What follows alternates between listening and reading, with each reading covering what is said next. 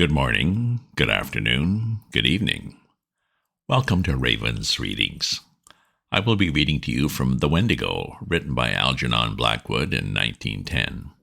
It's a novelette about a group of moose hunters in northern Ontario and a mythical First Nations creature, the Wendigo.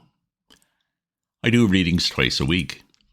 If you subscribe to my Substack newsletter, you'll get notified of my updates as soon as they're ready. If you enjoy this reading or have other classics you'd like to hear, leave me a comment. Last episode, it seemed that Simpson's guide Defago was possessed or maybe kidnapped by the Wendigo. Simpson is trying to track something. 2 sets of footprints, the guides, and something much bigger. And with a very long stride. Next episode, the tracking will continue with some disturbing discoveries. Chapter 5. For a man of his years and inexperience, only a canny Scot perhaps, grounded in common sense and established in logic, could have preserved even that measure of balance that this youth somehow or other did manage to preserve through the whole adventure. Otherwise, 2 things he presently noticed while forging pluckily ahead must have sent him headlong back to the comparative safety of his tent, instead of only making his hands close more tightly upon the rifle's stock, while his heart, trained for the wee kirk, sent a wordless prayer winging its way to heaven. Both tracks, he saw, had undergone a change, and this change, so far as it concerned the footsteps of the man, was in some indecipherable manner appalling. It was in the bigger tracks he'd first noticed this, and for a long time he couldn't believe his eyes. Was it the blown leaves that produced odd effects of light and shade, or that the dry snow drifting like finely ground rice about the edges cast shadows and highlights? Or was it actually the fact that these great marks have become faintly colored? For round the deep plunging holes of the animal there now appeared a mysterious reddish tinge that was more like an effect of light than of anything that dyed the substance of the snow itself. Every mark had it, and had it increasingly, this indistinct fiery tinge that painted a new touch of ghastliness onto the picture. But when, wholly unable to explain or credit it, he turned his attention to the other tracks to discover if they too bore similar witness, he noticed that these had meanwhile undergone a change that was infinitely worse and charged with far more horrible suggestion. For in the last 100 yards or so, he saw that they'd grown gradually into the semblance of the parent tread. Imperceptibly, the change had come about, yet unmistakably. It was hard to see where the change first began, but the result, however, was beyond question. Smaller, neater, more cleanly modeled, but they formed now an exact and careful duplicate of the larger tracks beside them. The feet that produced them had therefore also changed, and something in his mind reared up with loathing and with terror as he saw it. Simpson, for the first time, hesitated, then, ashamed of his alarm and indecision, took a few hurried steps ahead, and the next instant stopped dead in his tracks. Immediately in front of him, all signs of the trail ceased. Both tracks came to an abrupt end. On all sides, for 100 yards or more, he searched in vain for the least indication of their continuance, and there was nothing. The trees were very thick just there, big trees all of them, spruce, cedar, hemlock, and there was no underbrush. He stood looking about him, all distraught, bereft of any power of judgment. Then he set to work to search again, and yet again, but always with the same result, nothing. The feet that printed the surface of the snow thus far had now, apparently, left the ground. And it was in that moment of distress and confusion that the whip of terror laid its most nicely calculated lash about his heart. It dropped with deadly effect upon the sorest spot of all, completely unnerving him. He had been secretly dreading all the time that it would come, and come it did. Far overhead, muted by great height and distance, strangely thinned and wailing, he heard the crying voice of Defago, the guide. The sound dropped upon him out of that still, wintry sky, with an effect of dismay and terror unsurpassed. The rifle fell to his feet. He stood motionless an instant, listening as it were with his whole body, and then staggered back against the nearest tree for support, disorganized hopelessly in mind and spirit. To him, in that moment, it seemed the most shattering and dislocating experience he had ever known, so that his heart emptied itself of all feeling whatsoever, as if by a sudden draught.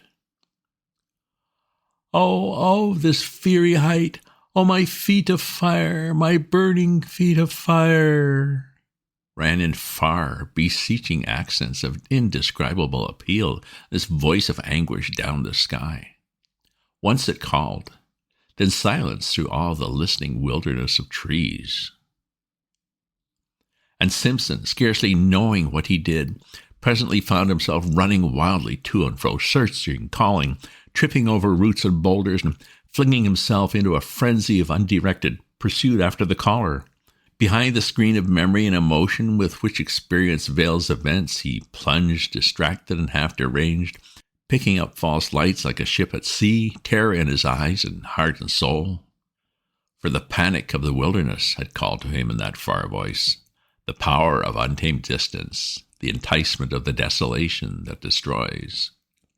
He knew in that moment all the pains of someone hopelessly and irretrievably lost, suffering the lust and travail of a soul in the final loneliness.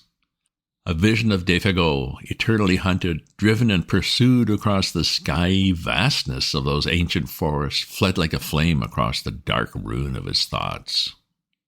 It seemed ages before he could find anything in the chaos of his disorganized sensations to which he could anchor himself steady for a moment and think. The cry was not repeated. His own hoarse calling brought no response. The inscrutable forces of the wild had summoned their victim beyond recall and held him fast.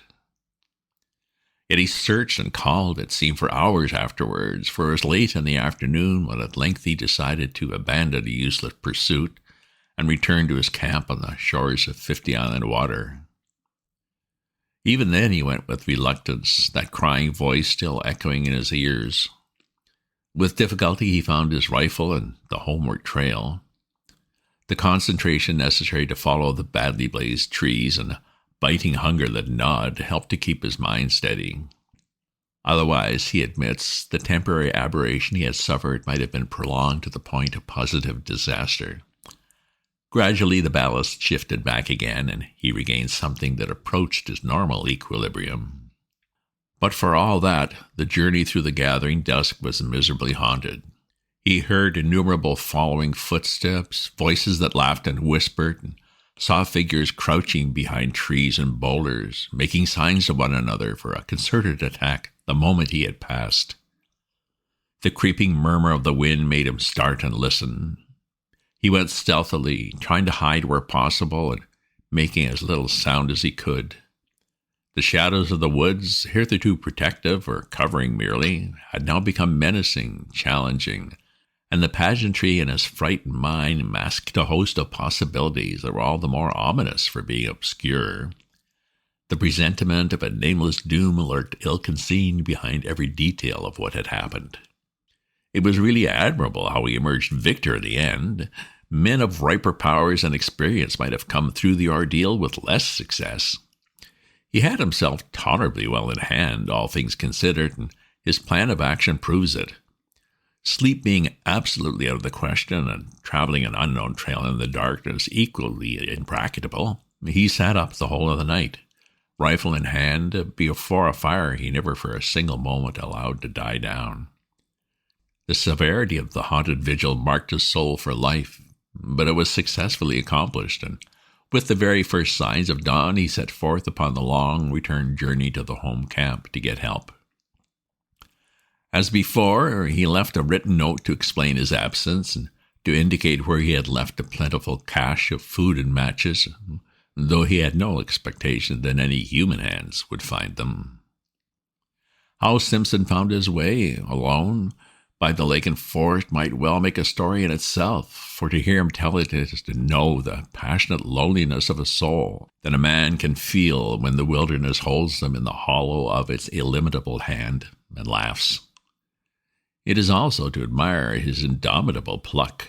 He claims no skill, declaring that he followed the almost invisible trail mechanically and without thinking. And this doubtless is the truth. He relied upon the guiding of his unconscious mind, which is instinct. Perhaps, too, some sense of orientation known to animals and primitive men may have helped as well, for through all that tangled region he succeeded in reaching the exact spot where Defago had hidden the canoe nearly 3 days before, with the remark, "Strike due west across the lake into the sun to find the camp."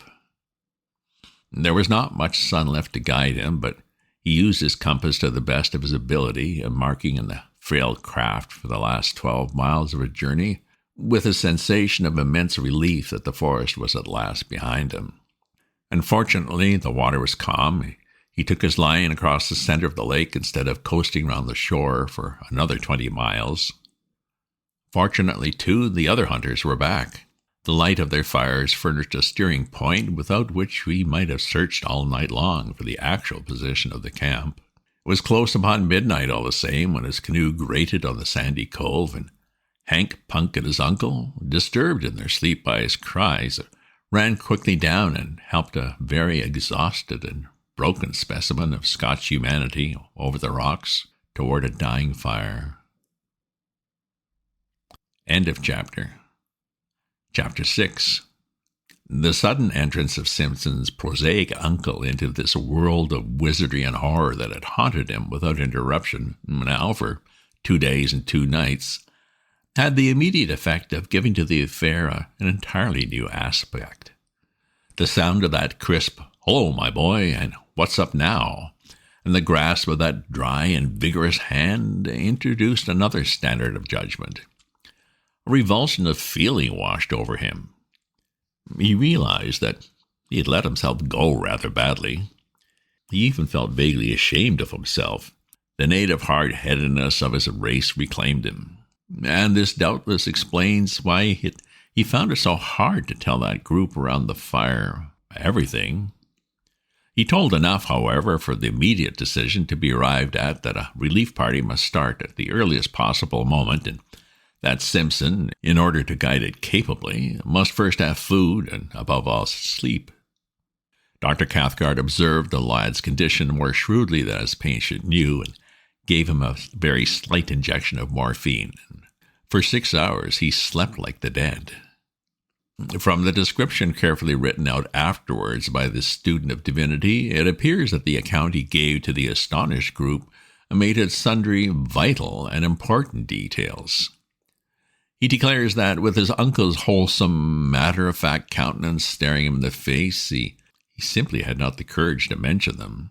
Thus, all the search party gathered, it would seem, was that Defago had suffered in the night an acute and inexplicable attack of mania, and had imagined himself called by something or someone, and had plunged into the bush after it without food or rifle, where he must die a horrible and lingering death by cold and starvation, unless he could be found and rescued in time. In time, moreover, meant at once. In the course of the following day, however, they were off by 7, leaving Punk in charge with instructions to have food and fire always ready. And it was then that Simpson found it possible to tell his uncle a good deal more of the story's true inwardness, without divining that it was drawn out of him, as a matter of fact, by a very subtle form of cross-examination. By the time they reached the beginning of the trail, where the canoe was laid up against the return journey, he had mentioned how Defago spoke vaguely of, something he called a Wendigo, and how he cried in his sleep, how he imagined an unusual scent about the camp, and had betrayed other symptoms of mental excitement. He also admitted the bewildering effect of that extraordinary odor upon himself, pungent and acrid like the odor of lions. And by the time they were within an easy hour of 50 mile in water, he had let slip the further fact, a foolish avowal of his own hysterical condition as he felt afterwards, that he had heard the vanished guide call for help.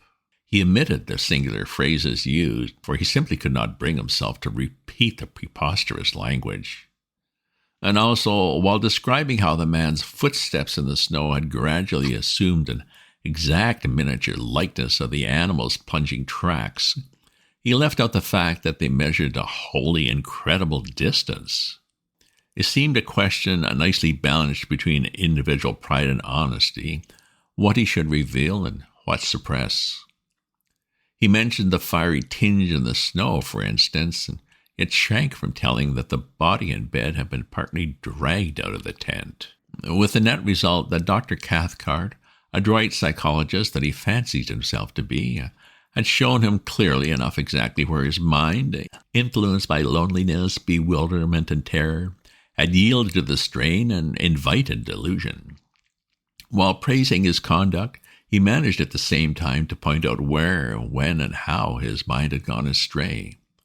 He made his nephew think himself finer than he was by judicious praise, and yet more foolish than he was by minimizing the value of the evidence.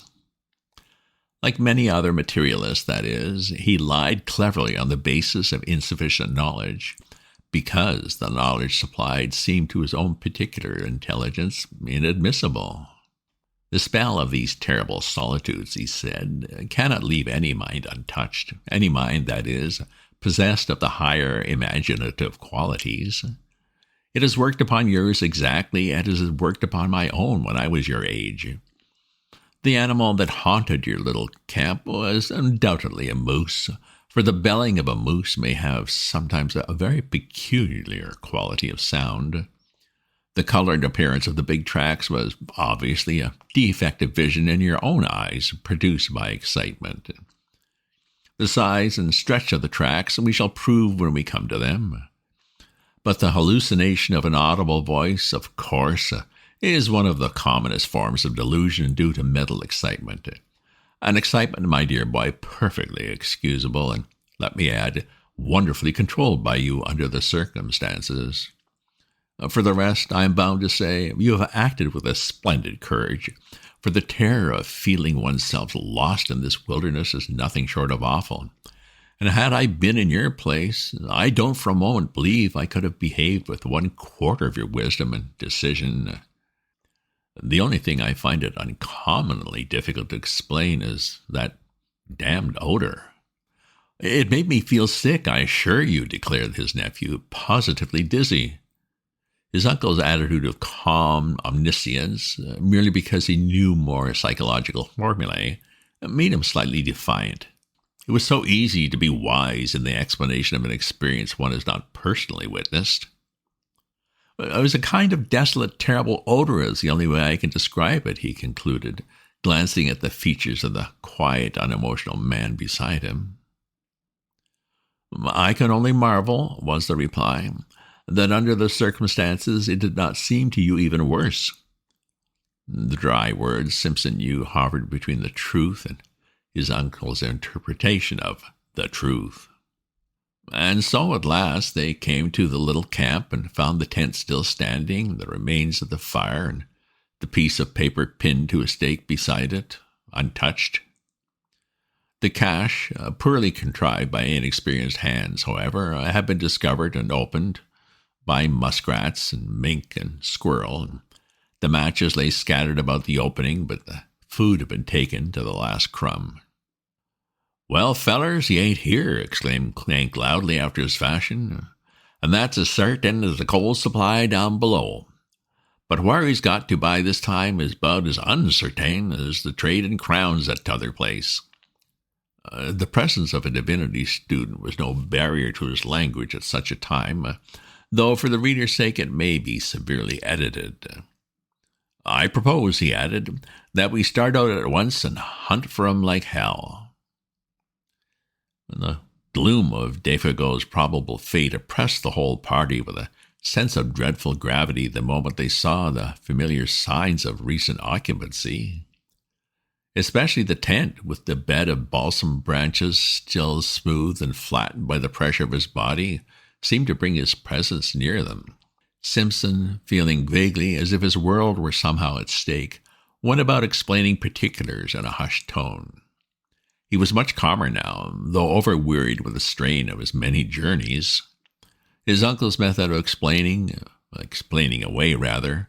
The details still fresh in his haunted memory helped too to put ice upon his emotions. "And that's the direction he ran off in," he said to his two companions, pointing in the direction where the guide had vanished that morning in the grey dawn. "Straight down there he ran like a deer, in between the birch and the hemlock." Hank and Dr. Cathcart exchanged glances. "And it was about 2 miles down there, in a straight line," continued the other, speaking with something of the former terror in his voice, "that I followed his trail to the place where it stopped. Dead." "And where you heard him calling and caught the stench and all the rest of the wicked entertainment?" cried Hank, with a volubility that betrayed his keen distress.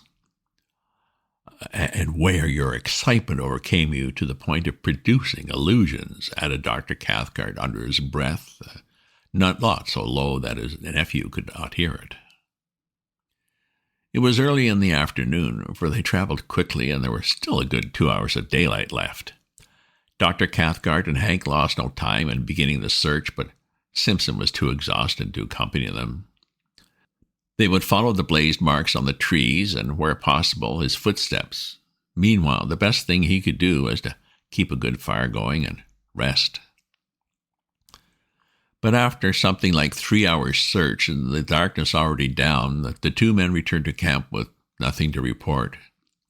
Fresh snow had covered all signs, and though they had followed the blazed trees to the spot where Simpson had turned back, they had not discovered the smallest indication of a human being, or for that matter of an animal. There were no fresh tracks of any kind. The snow lay undisturbed. It was difficult to know what was best to do, though in reality there was nothing more they could do. They might stay and search for weeks without much chance of success. The fresh snow destroyed their only hope, and they gathered round the fire for supper, a gloomy and despondent party. The facts, indeed, were sad enough, for Defago had a wife in rat portage, and his earnings were the family's sole means of support. Now that the whole truth in all its ugliness was out, it seemed useless to deal in further disguise or pretense. They talked openly of the facts and probabilities. It was not the first time, even in the experience of Dr. Cathcart, that a man had yielded to the singular seduction of the solitudes and gone out of his mind. Defago, moreover, was predisposed to something of the sort, for he already had a touch of melancholy in his blood, and his fibre was weakened by bouts of drinking that often lasted for weeks at a time. Something on this trip, one might never know precisely what, had sufficed to push him over the line, that was all. And he had gone off into the great wilderness of trees and lakes to die by starvation and exhaustion. The chances against his finding camp again were overwhelming. The delirium that was upon him would also doubtless have increased, and it was quite likely he might do violence to himself and so hasten his cruel fate. Even while they talked, indeed, the end had probably come. On the suggestion of Hank, his old pal, however, they proposed to wait a little longer and devote the whole of the following day, from dawn to darkness, in the most systematic search they could devise. They would divide the territory between them. They discussed their plan in great detail. All that men could do, they would do. And meanwhile, they talked about the particular form in which the singular panic of the wilderness had made its attack upon the mind of the unfortunate guide. Hank, though familiar with the legend in its general outline, obviously did not welcome the turn the conversation had taken. He contributed little, though that little was illuminating, for he admitted that a story ran over all this section of country to the effect that several Indians had seen the Wendigo along the shores of 50 Island Water in the fall of last year, and that this was the true reason of Defago's disinclination to hunt there. Hank doubtless felt that he had in a sense helped his old pal to death by persuading him. "When an Indian goes crazy," he explained, talking to himself more than the others, it seemed, it's always put that he's seen the Wendigo.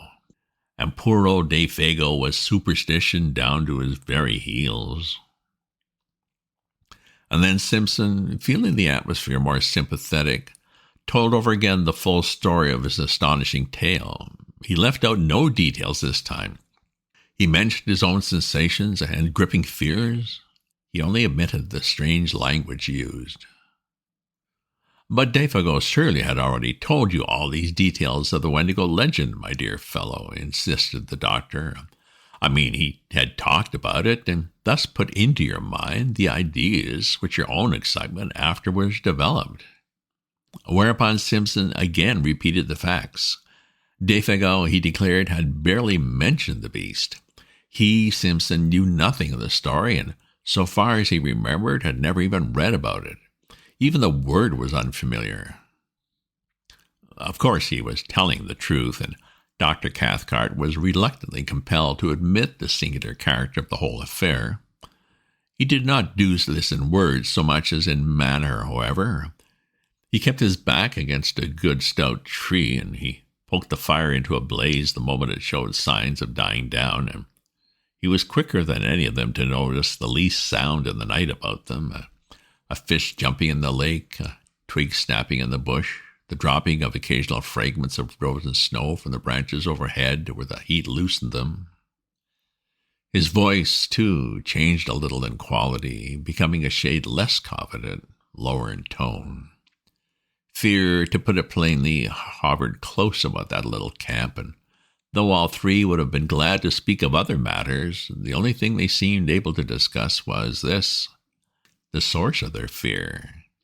They tried other subjects in vain. There was nothing to say about them. Hank was the most honest of the group. He said next to nothing. He never once, however, turned his back to the darkness. His face was always to the forest, and when wood was needed, he didn't go farther than was necessary to get it. End of episode. It seems that Defago has gone for good, and Simpson has told more details of what has happened, but the search just left them more confused, but also a little more afraid of what might be hiding out there. Next episode, Hank will explain more about the Wendigo, and a visitor will show up. If you subscribe to my newsletter, you'll get notified of my updates as soon as they're ready. If you enjoyed this reading or have other classics you'd like to hear, leave me a comment. Check out my other posts on my Substack at ravensyou.substack.com. And remember to share this with your friends. Ta-ta for now.